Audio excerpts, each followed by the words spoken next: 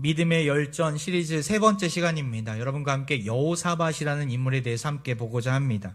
오랫동안 예수 전도단 대표였고, 예수 전도단에서 모교 모임이 있었는데, 모교 찬양 모임이 있는데, 거기 인도자였던 문희곤 목사님을 아십니까? 지금은 높은 뜻 푸른교회에서 심우하고 계신데, 그 목사님이 그런 말을 하신 적이 있습니다. 오랫동안 찬양과 관련된 일을 하다 보니까 한 가지 사실을 발견했다고 합니다. 바로 자신의 영적인 상태를 진단하는 자가진단법입니다. 우리가 이 시간 나의 영적인 상태를 어떻게 좀 진단할 수 있는가 귀 기울여 들어보시고 자신의 상태를 한번 진단해 보셨으면 좋겠습니다. 만일 지금 자신의 영적인 상태를 알고 싶다면 요즘 내 자신의 입에 자주 맴도는 노래가 무엇인지를 살펴보면 된다고 합니다. 외롭다면 외로움이 가득한 그 노래를 부르고 있을 것이고, 절망하고 있다면 비관적이고 슬픈 노래가 입에 가득할 것입니다. 그것이 상당히 공감이 되기 때문에 그러하죠. 영적인 상태도 마찬가지입니다. 자신의 입에 자주 오르내리는 찬양이 무엇인지 살펴보면 곧바로 지금의 영적인 상태를 알 수 있다고 합니다. 주님과 같은 분 없네, 주님과 같이 내 마음 만지는 분 없네, 이런 찬양을 하고 있다면 나에게 위로가 필요하구나, 치료가 필요하구나 라고 아마 느끼실 것입니다. 우리 입은 우리 속에 있는 것들을 표현하고 있습니다. 근데 여기서 목사님이 한 가지 더 얘기하시더라고요. 더 놀라운 사실이 있는데, 자기 입의 노래를 바꾸면 자기의 상태도 바뀐다라는 거예요. 무슨 말입니까? 내가 입으로 노래를 통해서 내가 이러한 모습 가운데 나아가기를 원하고 또 선포한다면 내 마음의 상태도 바뀐다라는 것이죠. 그렇기 때문에 자신의 영적인 상태를 바꾸기를 원한다면 입술의 찬양을 바꾸면 된다라고 합니다. 하나님은 노래를, 찬양을 좋아하시기 때문에 그 찬양하는 자들의 입술을 주님께서 들으시고 그대로 역사하신다라는 겁니다. 사랑하는 화평가족 여러분, 요즘 여러분들은 무슨 노래를 입술을 통해서 흥얼거리고 계십니까? 어떤 분들은 트로트에 심취하고 있어서 트로트가 그 인생의 가장 우선순위가 되어서 흥얼거리는 분들도 계실 터이고, 또 아이돌 노래나 또 지나간 7080 그 대중가요를 입에 흥얼거리는 분도 계실 것입니다.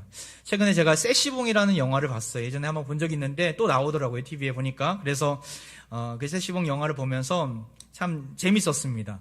윤영주 씨와 또 송창식 씨 그리고 이장희 씨의 그 세시봉 시절의 이야기를 담은 영화인데, 거기에 나온 노래 중에 그 윤영주 씨의 이 노래가 저에게 마음에 콱 와닿았습니다. 무슨 노래냐면, 조개 껍질 묶어 그녀의 목에 걸고 물가에 마주 앉아 밤새 속삭이네. 어떻게 좀 똑같습니까? 네, 거의 일주일 내내 이 노래를 많이 불렀던 것 같아요. 제가 아마도 제 마음의 상태가 지금 해변으로 가고 싶다, 이런 마음의 상태인 것 같습니다. 예, 뭐 한 3절까지 있던데 부르고 싶은데 참겠습니다. 노래가 우리의 마음을 대변하기도 하지만 노래가 우리의 마음을 바꾸기도 합니다. 오늘 본문은 찬양의 놀라운 역사를 드러내는 말씀입니다. 오늘 찬양대가 정말 아름다운 어린이 주일에 맞는 찬양을 불러주셨는데, 우리 찬양대에게 오늘 주시는 말씀 메시지가 클 것 같아요. 그리고 찬양대를 잠시 쉬고 있는 분들에게도 좀 결단하는 시간이 되었으면 좋겠습니다. 찬양을 통해서 하나님께서 전쟁에서 승리케 하시는 이야기가 오늘 본문에 담아있기 때문에 그러하죠. 오늘 본문은 우리에게 좀 낯선 인물일 수 있는 한 왕이 나옵니다. 그는 여호사밧이라는 왕입니다. 이 사람은 이스라엘의 분열왕국 시대, 그러니까 남유다와 북이스라엘로 나뉘었던 그 분열왕국 시대에서 남유다, 다윗의 계보를 이어받은 그 남유다의 7번째 왕이었습니다. 그는 부친의 아사왕의 뒤를 이어서 하나님 보시기에 정직하게 이스라엘을 다스렸던 왕이었죠. 나이 35세 왕이 되어서 이스라엘을 약 25년 동안 남유다를 다스렸습니다. 물론 그도 완벽한 왕은 아니었습니다. 집권 초기를 보면 우상의 산당들을 없애지 않고 그대로 내버려두는 모습이 나오고, 또한 자신의 정치 논리를 따라서 북이스라엘 왕이었던, 지난주에 보았던 엘리야 시대의 아합 왕, 악한 왕 아닙니까? 악한 왕이었기 때문에 그와 진짜 손절하고 관계를 끊고 살아야 할 것만, 그는 그런 정치 논리에 휩쓸려서 아합 왕과 동맹을 맺고 또한 그 가문과 혼인해서 정략 결혼을 통해서 정치를 펼치고자 했었습니다. 이 모든 것은 사실 하나님 보시기에 악한 모습이었습니다. 하지만 대체적으로 정직한 선왕으로 이 여호사밧 왕을 뽑게 됩니다. 왜냐하면 나중에 보면 그가 믿음이 견고하게 세워서 오늘 본문에 나온 메시지처럼 정말 하나님의 성호를 찬양하고 하나님을 신뢰하는 모습이 있기 때문에 그러하죠. 오늘 본문은 그가 왕이 되고 나서 약 한 20년이 흘렀을 때의 이야기입니다. 나라에 큰 위기가 찾아옵니다. 역대하 20장 1절 말씀이 오늘 본문의 배경입니다. 그 후에 모압 자손과 암몬 자손들이 마온 사람들과 함께 와서 여호사밧을 치고자 한지라. 당시 여호사밧의 나라는 아주 강대국이었습니다. 주변의 나라들이 여호사밧의 왕이 있는 이 남유다에 조공을 바칠 정도로 아주 강대국이었습니다. 그런데 그들이 반란을 일으킨 거예요. 세 개의 나라가 협공을 해서 연합군을 만들어서 유다를 치기 위해 밀고 들어온 것입니다. 모압, 암몬, 그리고 세일산에 거주했던 이 마온 사람들, 한 나라도 아니고 남유다 주위에 세 개 나라가 침공해 오니까 얼마나 큰 일입니까? 성경에 보면 여호수아가 어떤 마음을 품었다라고 이야기합니까? 3절에 나옵니다. 여호사밧이 두려워했다. 여호사밧이 두려워했다. 두려워하다라는 이 야레라는 히브리어는 깜짝 놀랐다라는 뜻이에요. 두려워서 겁이 났다라는 뜻이에요. 온 나라가 평안해지고 이제는 자신이 없어도 20년이 흐르는 때였으니까 얼마나 이제 모든 것이 잘 진행되는 것처럼 보이는 때이 아닙니까? 갑작스럽게 전쟁이라니 정말 두려웠던 거예요. 그도 그럴 것이 예전에 아팠던 기억이 그는 떠올랐을 것입니다. 역대하 17장에 보면 그가 아합 왕과 동맹을 맺고 나서 전쟁을 치르는 이야기가 나옵니다.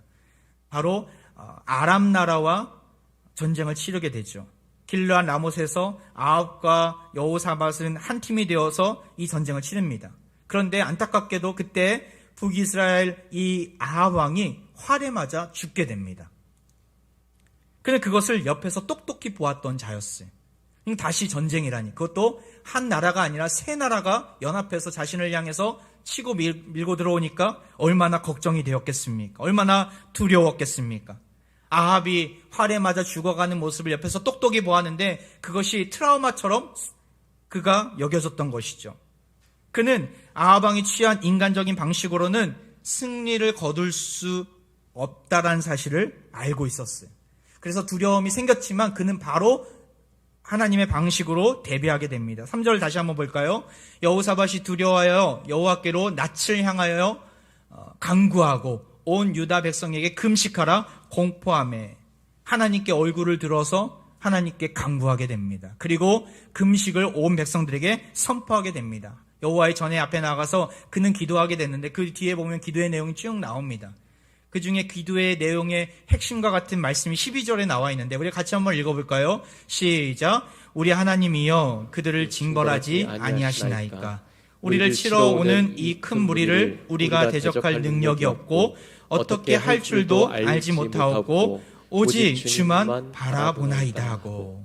그는 전쟁의 승리의 열쇠가 하나님께 있음을 알고 있었어요. 그래서 하나님께 전심으로 나아가게 됩니다. 기도의 핵심의 내용이 무엇입니까? 나는 능력이 없다라는 거예요. 우리는 능력이 없고 어떻게 해야 될 줄 알지 못하겠습니다. 주님만 바라보겠습니다. 자신의 철저한 그 무력함, 아무것도 할 수 없는 자신의 부족함을 고백하는 기도를 하게 됩니다. 이것을 보면서 우리는 이런 착각을 할 수도 있어요. 야, 여호사밧, 그는 너무나 무력한 왕 아닌가? 지금 이때가 어느 때인데 전쟁이 일어났을 때 바로 치고 올라가야 되는 때인데 오히려 백성들을 독려하고 야, 내가 앞장설 테니 너희들 따라와라 하면서 자신감에 차 있는 모습으로 나아가야지. 꼭 이러한 타이밍 속에서 저런 말을 하게 돼? 그는 무력한 왕 아닌가? 패배주의에 젖고 또한 젖은 왕, 또한 겁먹은 왕으로 여길 수 있습니다. 하지만 그의 지금 상황을 보면 그는 전혀 겁먹은 왕이 아닙니다. 잠시 두려움이 있었지만 하나님께 매달리는 그의 모습은 정말 하나님 보시기에 신실한 모습이에요. 그는 지금 강대국의 왕 중에 하나입니다. 역대하 17장에 보면, 그 17장 후반부에 보면 그의 군사의 숫자가 나오는데 그 군사의 숫자를 다 합치면 약 116만 명이나 되는 군사력을 가지고 있는 왕이었어요. 엄청난 군사였어요. 그리고 아직 싸움조차 벌이지 않았기 때문에 충분히 승산이 있는 게임이었어요. 앞으로 그가 또한 어떻게 펼쳤는지 그 일들을 보면 그는 그럼에도 불구하고 하나님 앞에 매달리고 하나님 나는 아무런 능력이 없습니다. 아무것도 하지 못합니다라고 고백하는 모습은 그가 겁먹어서 하는 고백이 아님을 우리는 알게 됩니다. 그 나중에 무기가 아니라 찬양대를 앞세우고 전쟁에 참여하기 때문에 그는 정말 하나님을 전적으로 신뢰한 모습을 우리는 보게 되는 것이죠. 여호사밧의 이러한 고백은 겸손의 마음이었어요. 전쟁이 벌어졌을 때 하나님의 도우심이 없고서는 내가 절대로 이길 수 없다라는 그 확신 가운데 하나님께 매달리는 모습이었죠. 나중에 야하시엘이라는 선지자의 말씀을 듣고 그가 백성들을 앞에 두고 이렇게 선포하게 됩니다. 오늘 본문 우리가 아까 읽었던 20절 하반절에 이렇게 나와 있죠. 너희는 너희 하나님 여호와를 신뢰하라. 그리하면 견고히 서리라. 그의 선지자들을 신뢰하라. 그리하면 형통하리라. 끝까지 여호와를 신뢰하라고, 주의 말씀을 증거한 선지자들을 신뢰하라고 그는 선포하고 있음을 보게 됩니다. 그는 알았어요. 전쟁은 그 키는 하나님께 달려있음을, 하나님께서 그 전쟁을 붙잡고 계심을 알고 있던 자였어요. 그렇기 때문에 하나님만을 바라보면, 하나님만을 신뢰하면 이곳에서 이길 수 있음을 그는 선포한 것이죠. 이 비밀을 알았던 또 한 명의 인물을 우리는 알고 있지 않습니까? 바로 다윗이 그러지 않습니까? 다윗이 골리앗을 앞에 두고 어떠한 말을 선포하게 됩니까? 사무엘상 17장 47절에 이러한 고백을 합니다. 우리 같이 한번 읽어볼까요? 시작. 또 여호와의 구원하심이 칼과 창에 있지 아니함을 이 무리에게 알게 하리라. 전쟁은 여호와께 속한 것인지 그가 너희를 우리 손에 넘기시리라. 다윗도 이런 믿음을 가지고 골리앗을 이긴 것이죠. 전쟁은 하나님께 속한 것임을 말입니다. 사랑하는 합평가족 여러분, 전쟁터와 같은 우리 인생길 아닙니까? 하루하루 치열하게 살아야만 버틸 수 있는, 생존할 수 있는 상황 가운데 우리는 나아가고 있어요. 우리 스스로 이 전쟁터와 같은 상황 속에서 이겨낼 수 있습니까? 모든 인생의 문제 누구에게 달려있음을 우리는 고백해야 합니까? 하나님께 속해 있음을 믿으시기 바랍니다. 우리는 이 사실을 믿어야 합니다. 주도권 하나님께 있음을 기억하시기 바랍니다. 세상 사람들은 몰라요. 세상 사람들은 자기의 능력을 의지하죠. 내가 가지고 있는 무기가 얼마나 좋은지만 자랑합니다. 내가 아무리 가진 것이 많고 성능이 좋은 무기가 있다 하더라도 전쟁의 승패는 누가 지고 있습니까? 하나님께서 지고 계심을 기억하시기 바랍니다. 그렇기 때문에 우리는 끝까지 하나님을 신뢰해야 합니다. 하나님께 얼굴을 들어 주만을 바라보시길 바랍니다. 우리가 어떤 고백을 가지고 가야 돼요? 주님, 나는 무력한 자입니다. 나는 무능한 자입니다. 내가 아무리 뛰어난 자라 하더라도 하나님 보시기에 제대로 하는 것은 하나도 없습니다. 이 말은 자기 비하가 아니에요. 이 말은 자기 비하가 아니에요. 어떠한 고백입니까? 그럼에도 불구하고 주님이 나와 함께 하시면, 주님이 나를 도와주시면 감당할 수 있다는 의미 아닙니까? 여호사밧은 많은 군사력을 가진 자였어요. 하지만 그 군사력을 뽐내지 않았어요. 그는 한때 잘 나가던 북이스라엘 왕 아합과도 동맹을 맺던 자였어요. 하지만 아합이 죽는 모습을 보면서 이 모든 것이 쓸데가 없구나. 하나님이 도와주시지 않으면, 하나님이 이 전쟁 가운데 함께 해주시지 않으면 이 모든 것들은 다 실패의 나락으로 떨어지는구나 라는 것을 20년 만에 알았어요. 이 절체절명의 순간 속에서 그렇기 때문에 그는 무기를 준비하지 않습니다. 오늘 본문을 보면 그 20장 처음부터 끝까지를 보면 그가 무기를 준비했다, 어떤 창을 갈았다, 어떤 방패를 만들었다 나오지 않아요. 철저하게 하나님을 신뢰하는 모습, 하나님을 바라보는 모습이 나오는 것이죠. 백신 접종이 이루어지고 있습니다. 백신이 개발되면 다 끝날 줄 알았어요. 근데 이렇게 오래 걸릴 줄 아무도 상상하지 못하지 않았습니까? 그냥 전문가들이 최소 2년이 걸릴 거다라고 얘기했지만 저는 그렇게 믿지 않았어요. 조만간 열리겠지. 백신이 개발됐으니까 열리겠지. 근데 아직도 많은 고비고비들이 있음을 보게 됩니다. 백신이 계획된 대로 잘 들어와야 되는 그런 상황이에요. 들어온 백신이 골고루 우선순위에 맞게 잘 접종이 돼야 되는 상황이에요. 부작용도 일어나지 않고 백신을 맞고 사망자가 나오지 않도록 또 그런 부작용이 더 이상 생기지 말아야 되는 상황이에요. 또 사망자는 지금 많이 줄어들긴 했지만 그럼에도 불구하고 확진자는 아직까지 계속 그대로이지 않습니까? 확진자가 계속 퍼지지 않도록 우리가 잘 막아내야 합니다. 산 넘어 산이고 고비가 계속해서 있음을 보게 됩니다. 우리는 어떠한 마음을 품게 됩니까? 혹시 그런 상황을 보면서 과연 돌아올까? 과연 이길 수 있을까? 혹시 낙심과 낭망의 자리에 서우적되고 있지는 않습니까? 우리는 이런 상황 속에서 끝까지 누구를 의지해야 합니까? 하나님을 의지해야 합니다. 하나님의 살아계심을 안다면 우리가 하나님께 매달려야 한다는 거예요. 여호사밧은 매달렸어요. 하나님께 기도하고 금식을 선포하면서 온 백성들과 함께 주의 말씀의 자리에 나아갔어요. 전 세계가 지금 계속 코로나가 확산되고 있음을 보게 돼요. 인도와 같은 나라가 정말 큰일이지 않습니까? 하루에 30만 명, 그것도 큰데 어제는 40만 명, 수천 명의 사망자가 매일 쏟아지고 있다고 합니다. 우리 인도 협력 선교사님이신 우리 하명선 우리 선교사님으로부터 기도 편지를 받고 홈페이지에 올렸는데 나중에 한번 확인해 보세요.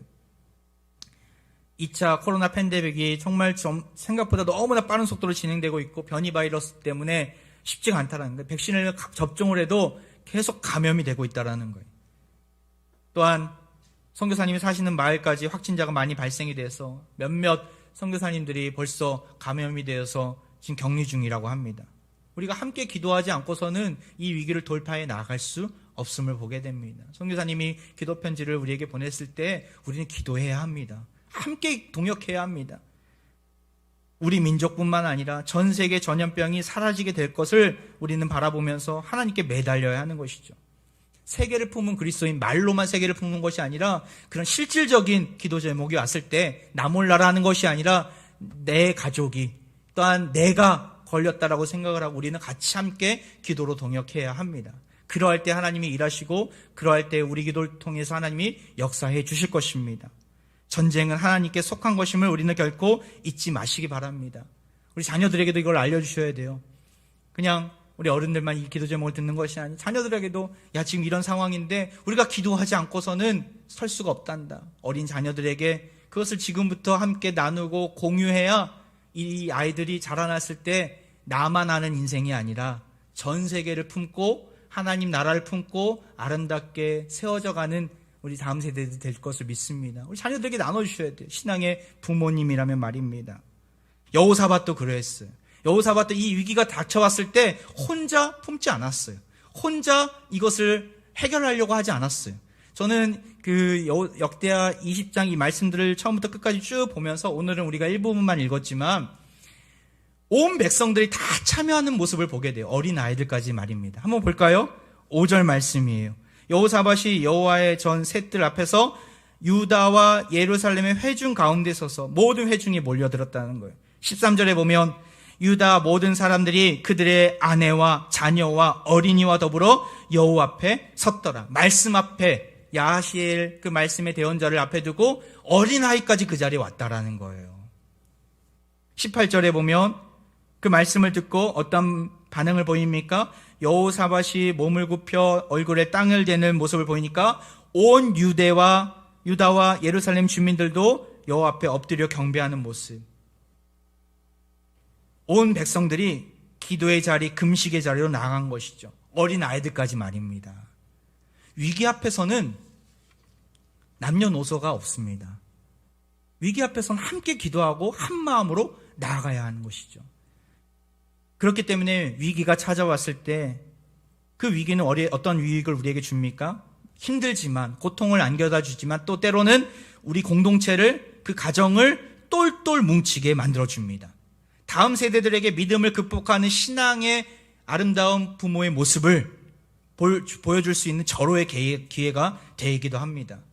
코로나19의 바이러스는 우리에게 너무나 힘듦을 또한 여러 가지 고통을 안겨다 줬지만 오히려 우리 공동체를 믿음으로 더욱더 하나 되게 할 것입니다. 담임 목사로서 위임을 받은 지 벌써 1년 5개월 정도 지난 것 같아요. 4개월, 5개월. 근데 저는 중간에 1년이 없어져 버린 것 같아요. 마치 작년 12월에 제가 위임받은 것 같아요. 시간이 어떻게 갔는지 모르겠습니다. 중간에 1년이 없어질 정도로 정말 정신없이 왔던 것 같아요. 참 감사한 것은 참 하나님의 은혜 가운데 있었구나라고 생각이 드는 것은 우리 공동체가 흔들림 없이 나아간다라는 사실입니다. 여러분 믿으십니까? 저는 그것을 믿고 있어요. 저는 그것을 느끼고 있어요. 온 성도들이 부족한 지도자의 말씀에 귀를 기울여 주시고 또 여기까지 순종함으로 잘 따라와 주셔서 감사할 뿐입니다. 아직까지 끝나지 않은 고통의 길이지만 전 소망이 있습니다. 이 고난이 끝나면, 이 위기가 끝나면 우리 공동체가 더욱더 아름답게 도약하리라. 하나님의 큰 일들을 더욱더 귀하게 이루리라는 소망이 있습니다. 이 소망 저만 품지 않고 우리 모든 화평의 가족들이 같이 품기를 원합니다. 믿음으로 하나된 공동체가 될 것입니다. 살아계신 하나님 말씀에 귀를 기울이고 기도의 자리에서 함께 뜻을 구한다면 우리 공동체는 다시금 도약할 것입니다. 그 화평의 부흥의 원년을 올해로 삼고 내년에 정말 힘있게 담대하게 나아갔으면 좋겠어요. 근데 이 일은 저 혼자 하는 일이 아닙니다. 이 위기를 저 혼자 버틸 수가 없습니다. 21절에 보면 저는 이 문구가 눈에 들어오더라고요. 21절에 뭐라고 나옵니까? 백성들과 더불어 의논하고. 누가요? 여호사밧이 백성들과 함께 의논했다라는 거예요. 어떻게 전쟁을 치를지, 어떻게 이 고난에서 나올지를 함께 의논했다라는 거예요. 저는 설교를 준비하면서 이 문구가 눈에 들어오더라고요. 혼자 하지 않는구나. 하나님의 백성은, 하나님의 섭리를 아는 백성은 무대뽀로 나가는 것이 아니라 함께 의논하는 사람이구나. 함께 나누는 사람이구나. 함께 지혜를 모으는 사람이구나. 이 사실을 저는 느꼈다는 거예요. 전쟁은 혼자 치를 수 없고 치러서도 안 됩니다. 하나님이 주신 동역자들과 함께 가는 것이죠. 저 혼자 갈 수 있습니까? 아니에요. 저 혼자 벌써 나가 떨어졌을 거예요. 여러분이 함께 계시기 때문에, 믿음의 신실한 동역자들, 우리 재직들, 우리 가정 총무님들이 계시기 때문에 여기까지 온 줄 믿습니다. 물론 사회적 거리두기로 인해서 많은 제한이 있지만 그래도 같이 나누고 소통하면서 다양한 방법을 통해서 함께 나눌 수 있어서 너무나 감사하고 또 기대가 됩니다. 가정교회도 마찬가지죠. 우리 잠시 쉬시는 가정교회들 있다면 더 이상 지체하지 마시고 빨리 소통하셨으면 좋겠어요. 다양한 방법 있지 않습니까? 정말 여러 가지 방법들을 이용해서 함께 나누고 어떻게 가야 될지, 어떻게 서로 의견이 무엇인지 물어봤을 때 해결책이 나올 것입니다. 가정 안에서도 마찬가지예요. 여러 경제적인 위기, 또한 여러 삶의 위기가 찾아왔을 때 나 혼자 끙끙 앓고 있는 것이 아니라 가족들을 모으세요. 모여서 함께 의논하고 어떻게 이 위기를 극복해야 될 것인가 한번 나눠보세요. 그럼 전혀 생각하지 못한 지혜를 주시고 어린 자녀들을 통해서 또 우리 어르신들, 시니어들, 부모님을 통해서 여러 가지 일들을 보여주실 것입니다. 함께 갔다라는 것이죠. 소통은 일방적인 게 아닙니다. 일방적이라면 그는 명령이고 그냥 불통에 불과하죠. 쌍방향입니다. 쌍방향. 서로가 나누고 오픈할 때 전쟁에서 승리할 수 있는 전략이 만들어집니다. 여호사밧이 그 비밀을 알았던 거예요. 함께 의논하니까 어떠한 전략을 세우게 됩니까? 21절이에요. 백성과 더불어 의논하고 노래하는 자들을 택하여 거룩한 예복을 입히고 군대 앞에서 행진하며 여호와를 찬송하여 이르기를 여호와께 감사하세 그의 인자심이 영원하도다 하게 하였더니. 그들이 의논하고 놀라운 전략을 세우게 됐는데 그것이 무엇입니까? 노래하는 자들, 찬양대를 앞에 세웠다라는 거예요. 선발대로 세웠다라는 거예요. 이해가 되십니까? 인간적인 방법은 어떤 방법이 있어요? 방패에 든 자를 앞에 세우고 긴 창을 든 자를 그 뒤따라 세우겠죠. 활을 쏘는 자를 맨 뒤에 세워서 활을 쏘면서 나가도록 전략을 세우겠죠. 정상적인 전쟁하는 방법이라면. 그런데 그들은 인간적인 방법을 쓰지 않아요. 군복이 아닌 거룩한 예복을 입히고 칼과 창이 아닌 악기를 들고 군대 앞에서 행진하게 됩니다. 여러분 상상이 되십니까? 그들이 불렀던 찬양의 가사는 또한 무엇입니까? 여호와께 감사하세 그의 인자심이 영원하도다. 이 가사가 여러분 느껴지십니까? 지금 감사할 수 있는 상황입니까? 전쟁의 죽음의 속으로 들어가는 거예요. 죽음의 소용돌이 속으로 들어가는 거예요. 전쟁터에 나가면 아합처럼 화살을 맞아 죽을 수도 있는 상황이에요. 하지만 그들은 방패와 무기를 칼과 창을 앞세우지 않고 찬양을 앞세우게 됩니다. 그 찬양의 내용이 뭐예요? 감사라는 거예요. 전쟁에서 승리했기 때문에 감사하는 것입니까? 아직 전쟁을 벌이지도 않았어요. 그런데도 벌써부터 감사하는 거예요. 전쟁에 나가는 자들이 뭐가 감사해서 감사 찬양을 부를까요? 인자하신 하나님 여호와가 우리 편이란 사실에 감사해서 지금 감사하는 거예요. 담대함을 주셔서 이 전쟁 속에서도 하나님을 찬양할 수 있는 자체가 감사한 것이죠. 지난주에 말씀드렸듯이 우리 다니엘 말씀을 볼 때 감사는 어떠한 상황이 주어졌을 때 감사하는 거라고 말씀드렸어요. 어떠한 상황이 주어졌을 때 감사하는 것이 정상이지만 우리 믿는 자들은 그 어떠한 상황 속에서도 항상 감사하는 게 진정한 감사라고 말씀드렸습니다. 여러분, 감사를 노래하시기 바랍니다. 어떠한 상황에서요? 항상 말입니다. 내가 생각했을 때 감사할 수 있는 상황이야, 지금 감사할 수 없는 상황이야, 판단하지 마시고 어떠한 상황이든 무엇을 하든 어떠한 자리에 있든 어떠한 위기와 고통이 내 안에 몰려들지라도 전쟁터와 같은 삶의 어려움이 내 앞에 있을지라도 감사하시기 바랍니다.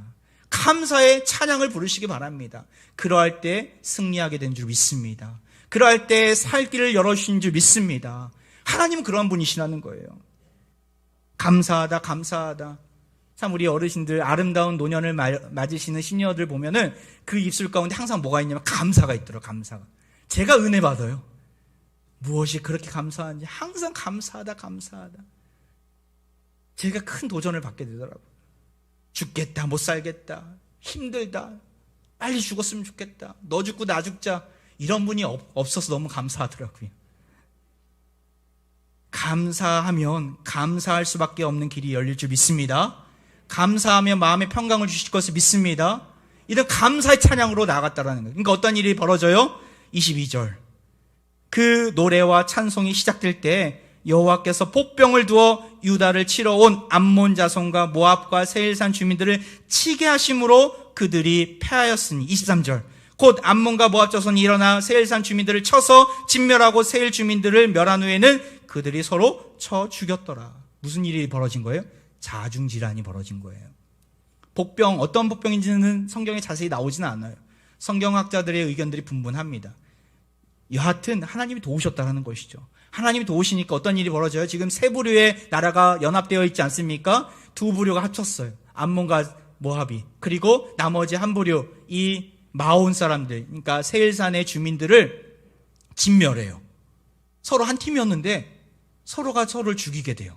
그리고 마온 사람들, 이 세일산의 주민들이 다 멸하고 나니까 이제는 서로 암몬과 모압이 서로가 쳐 죽이고 진멸하게 되는 일들이 벌어진 것이죠. 참 놀라운 일 아닙니까?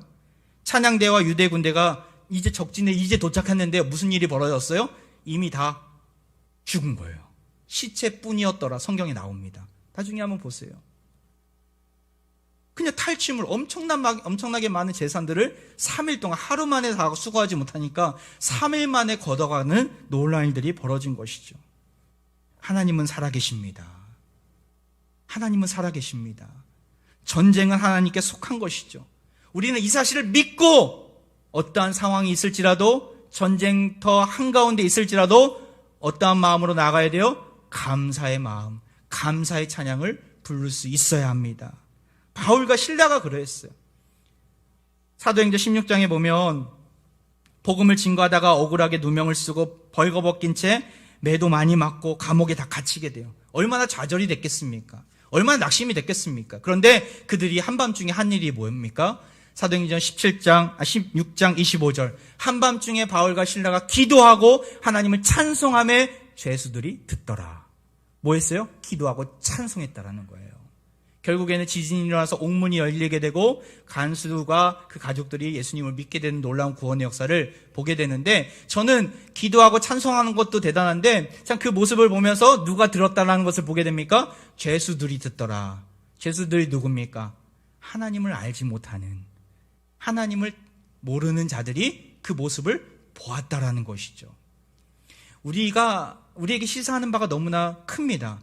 무슨 말입니까? 어떠한 상황 속에서도 감사하는 자에게, 또한 어떠한 상황 속에서 찬양하는 모습을 보면 누가 보게 된다라는 거예요? 안 믿는 자들이 본다라는 거예요.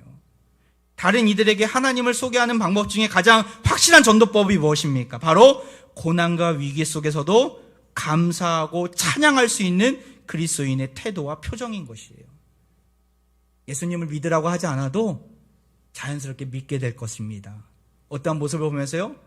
고난과 위기 속에서도 주님을 찬양하고 감사하며 하나님의 살아계심을 증거하는 우리의 모습, 우리의 표정을 통해서 말입니다. 유다 백성이 이렇게 승리를 거두자 어떤 일이 일어납니까? 29절에 보면 그 주위의 모든 이방 나라가 하나님을 두려워하게 된다라고 얘기해요. 하나님을 경외했다라는 거예요. 30절에 보면 여호사밧의 나라, 유다 나라가 태평하고 평강을 하나님이 주신 것을 보게 됩니다. 우리에게도 이러한 은혜가 있기를 원합니다. 어떠한 자에게 이런 은혜를 주십니까? 항상 감사하며 항상 주님을 찬양하는 자에게 이러한 은혜가 주어진다는 것이죠. 말씀을 마무리합니다. 이영표 선수가 있잖아요. 그가 믿는 사람인데 그가 믿기 전에 이제 최태욱 선수가 그에게 항상 복음을 증거했던 그 이야기를, 그 글을 본 적이 있습니다. 이영표 선수가 국가대표가 되었을 때 룸메이트가 이 최태욱 선수였는데, 이 최태욱 선수가 정말 신실한 크리스찬이었나 봅니다. 목사라는 그 별명이 주어질 정도로 아주 열심히 하나님을 섬겼던 선수였는데, 그가 어디를 가나 이동할 때나 숙소에서는 항상 찬양을 들었다고 합니다. 근데 국가대표에 소집이 되었던 어느 날 훈련을 마치고 숙소에 들어갔는데 역시나 이 최태욱 선수가 찬양을 틀고 들었나 봅니다. 그러니까 같은 방을 쓰는 선배가 시끄럽다고 끄라고 했습니다. 대표팀 막내였던 최태욱 선수가 끄려는 찰나에 그 이영표 선수가 옆에 있었나 봅니다. 역시 같은 방을 쓰고 있었습니다. 야, 노래 좋은데? 한번 들어보자. 한번 틀어봐. 라고 한 것입니다. 이 일을 계기로 이영표 선수가 또 다른 선수들로부터도 전도를 받으면서 교회에 나가게 되었다고 하더라고요. 그때 들었던 찬양이 뭐였냐면 주 예수보다 더 귀한 것은 없네라는 찬양이었어요. 그 찬양을 듣고 회심하게 된 것이죠. 우리가 찬양하면, 우리가 찬양을 듣는 것만으로도 전도가 됩니다. 우리가 찬양을 하면 듣게 되는 많은 사람들이 자연스럽게 주님을 알게 된다는 것이죠. 우리의 입술 속에서 나와야 되는 고백이 무엇입니까? 절망 가득한 슬픔만이 있는 이별의 가요가 아니라 하나님께 감사하는 찬양이길 바랍니다. 하나님의 인자하심과 사랑을 노래하는 찬양이길 바랍니다. 우리가 그렇게 찬양할 때 우리를 승리케 하실 것입니다.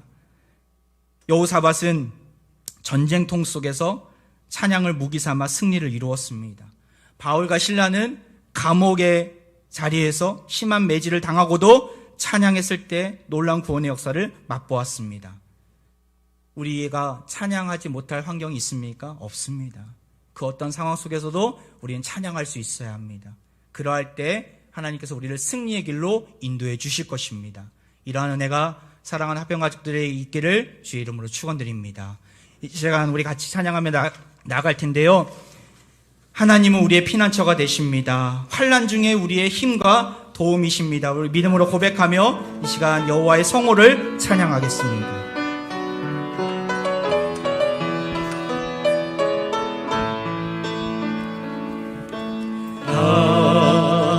하나님은 우리의 피난처가 되어주십니다. 피난처가 되시며 환난 중에 우리의 힘과 도움이십니다. 환난 중에 우리의 힘과 도움이 우리 다시 한번 고백합니다. 하나님은 우리의 하나님은 우리의 피난처가 되어주십니다. 피난처가 되시며 환난 중에 우리의 힘과 도움이 아멘. 너희는 가만히 있어. 너희는 가만히 있어. 주가 하나님 대말지어다. 열방과 세계 가운데 주가 높임을 하늘이 너희는 가만히 있어. 너희는 가만히 있어. 주가 하나님 대말지어다.